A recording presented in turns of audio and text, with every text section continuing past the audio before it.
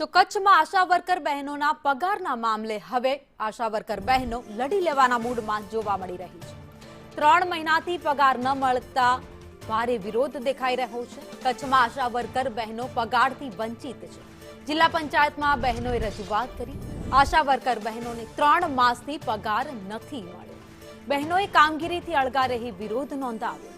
ત્યારે 3 માસનો પગાર વધારો કરી ઇન્સેન્ટિવ આપવા પણ રજૂઆત કરાઈ।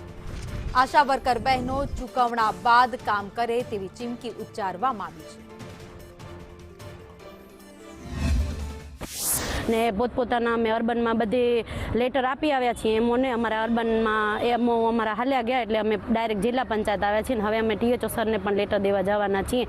અમારો લગભગ 4 મહિનાથી ઇન્સેન્ટિવ કોઈ જાતનો આવ્યો નથી। વધારો દઈ દે છે, જાણે કાગડાને હड्डी દઈ દીધી ને કાગડાનું મોઢું બંધ થઈ જાય એવી રીતના અમારો હાલત કરે છે।